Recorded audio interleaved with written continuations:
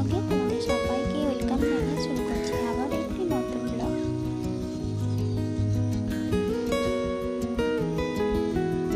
তো আজ হচ্ছে রবিবার আর এখন বাজে সকাল 7টা। তো দেখতে পাচ্ছ আমার স্নান হয়ে গেছে। তো এখন থেকেই আমি আমার ব্লগটা শুরু করছি, দেখতে থাকো, সাথে থাকো। আশা করি আজকের ব্লগটা তোমাদের ভালো লাগবে।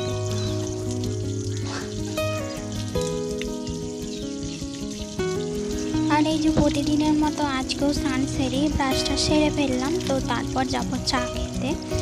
আর তার আগে আর একটা জলের কাজ আছে, সেটা করে নিই, কারণ এক্ষুনি জলের টাইম হয়ে গেছে আর বোধহয় 5-10 মিনিট আছে। তো সেটা করে নিয়ে তারপর যাবো চা খেতে।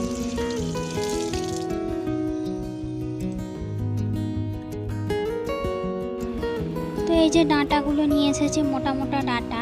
তো এরকম একটা ভিজে ন্যাকড়ায় জড়িয়ে রাখলে পরে বেশ টাটকার মতো থাকে। তো আজকে এরকম জড়িয়ে রাখছি, কারণ ডাঁটা করবো না, কুমড়ো শাক আছে। তো দুটোই ডাঁটা হয়ে যাবে, খেতে বেশ ভালো লাগবে না। তাই ভাবলাম যে তাহলে এটা ভিজে ন্যাকড়ায় জড়িয়ে রেখে দিই। আর একবার বৈকালের দিকে জল দিলে পরের দিন একবারে ডাঁটা কিন্তু একদম মানে ভালো থাকবে, ফ্রেশ থাকবে। তো আমি এইভাবেই রেখে দিই।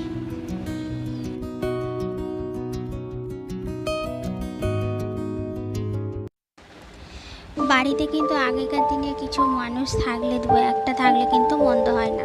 তাদের কাছ থেকে কিন্তু অনেক টিপস পাওয়া যায় এরকম টুকটাক। তো আমার শাশুড়ি মা তো দেখেছো তোমরা, আমার অনেক ব্লগেই দেখিয়েছি, ধরতে গেলে আগেকার দিনেই মানুষ। তাই উনি অনেক কিছুই এরকম টুকটাক জানেন, যেগুলো আমি জানতাম না, বাপের বাড়িতে কোনোদিন দেখিনি। তো সেইগুলো এখানে এসে দেখি, আর আমি নিজেও অনেক কিছু শিখে গেছি, যেগুলো সংসার জীবনে কিন্তু অনেক কাজে দেয়।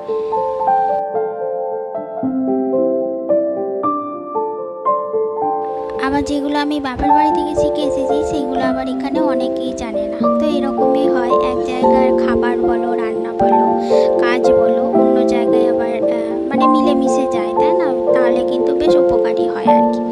ওখানকার রান্না এখানে করি, এখানকার রান্না ওখানে খাওয়াই। তো এইসব মিলে বেশ ভালোই মন্দই ভালোই আছি।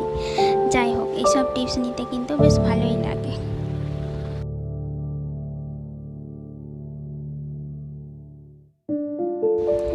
আর এই যে এখন উঠেছে গলায় সিঁদুর পরা। তো এটা আমি 2 দিন ধরে আমিও ট্রাই করছি, থাকছে না যদিও খুব বেশিক্ষণ। আমার তো এমনিতেই এই লিকুইড, এই গুঁড়ো সিঁদুর না কপালে পড়লেও লেপটে যায়, আবার গলায় পড়লে তো একদমই থাকবে না।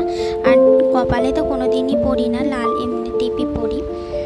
তো এইভাবেই করি, কি আর করবো, শখটা মেটাতে হবে, উঠে যাবে শখটা, আসলে শখ মানে লোকের দেখে ইচ্ছা করে আর কি।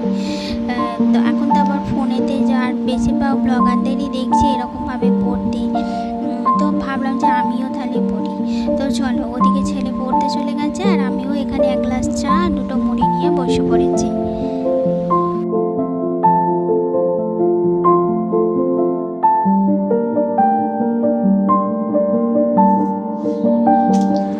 তো তারপর ওইদিকে আমি ভাত বসিয়ে দিয়েছিলাম, জলখাবারের আগে খেতে দেবো বলে। আর এদিকে একটা ডিমও ভেজে নিচ্ছি। তো আগে ওকে খেতে দিয়ে দিই, তারপর রান্না করবো।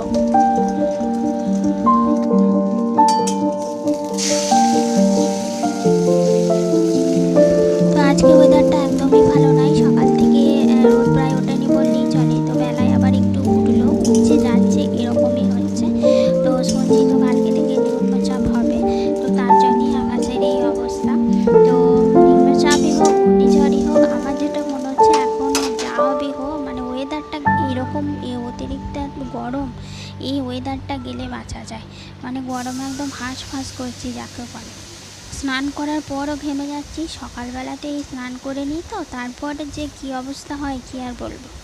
যাই হোক, ভাতটা নামিয়ে আমি এদিকে তরকারি বসিয়ে দিয়েছি। এখানে হবে কুমড়ো শাক, তিল দিয়ে পোস্ত।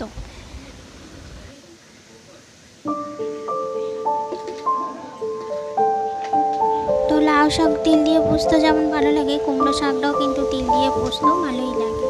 তো এখানে কুমড়ো শাক করবো, আর ডাল করবো না, যেহেতু দুধ আছে দুপুরে, আর আলু ভাতে দিয়েছি, আজকে আর কিছু করবো না। আর আমার ছেলে যেহেতু কুমড়ো শাক খায়, তো ওকে কুমড়ো শাক আর একটুখানি ডিম ভেজে দেবো। তাহলে ওর ঝামেলা, মানে খাওয়ার আর কোনো ঝামেলা থাকবে না, ওর জন্যই তো একটু ঝামেলা হয় এটা ওটা করার। যাই হোক, চলো কুমড়ো শাকটা করে নিই, পরে আসছি।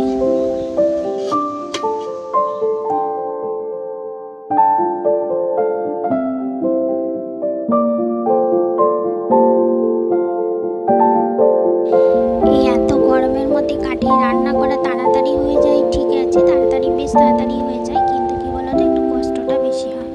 আর আমাদের এই চালাটায় না হাওয়া বাতাস সেরকম কিছু ঢোকে না, চারদিকটা একদম ঘুপচি মতো হয়ে আছে। তো যার জন্যে এখানটা একটু অসুবিধা হয় রান্না করতে। তবুও করি যে তাড়াতাড়ি হয়ে যাবে বলে। তো চলো, এদিকে আমার কুমড়ো শাক হয়েও গেছে, তারপর বাকি কাজগুলো সেরে নিই। তো মেঘটা আবারও কেমন যেন একটা ঘোর ঘোর করে আসছে। আর এই যে সেদিনে মানি প্ল্যান্ট গাছটা আমার ছেলে এনে দিয়েছিল, তো এটাই লাগিয়েছি। এই পাতাগুলো বেশ টাটকা মতোই আছে, রান্নাঘরে যেটা দিয়েছি, কিন্তু ঘরেরগুলো না কেমন একটা মরা মরা হয়ে যাচ্ছে। জল তো মাটিতে একদম পুরো কাদা কাদা, তারপরেও যে কেন ওরকম হচ্ছে জানি না। আগে তো আমি এরকম কোনোদিন বসাইনি, বুঝতেও পারছি না।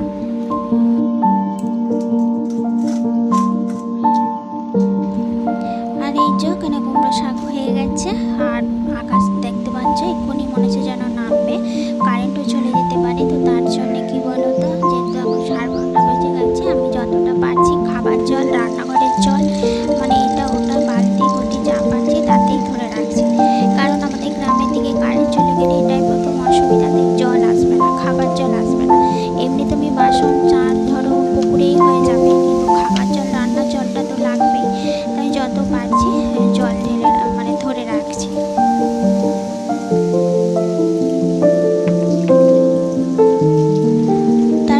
আর একটা যেটা অসুবিধা হয়, যে গ্রামের দিকে ধরো পোল পড়ে যায়, তার ছিঁড়ে যায়, তো সেগুলো বাগাতে একটু টাইম লাগে।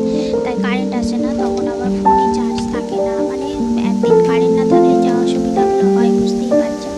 তো সেইগুলো হয়, তো তাই ঘরেতে চার্জ দিয়ে নিলাম। ফোনেতেও চার্জ দেওয়া আছে, কিন্তু ওই চার্জ তো ফোন ঘাটাঘাটি করলে তো বেশিক্ষণ থাকে না। তো একবেলা না হলে ঠিক আছে, কিন্তু একদিন যদি না আসে তাহলে অনেকটাই অসুবিধা।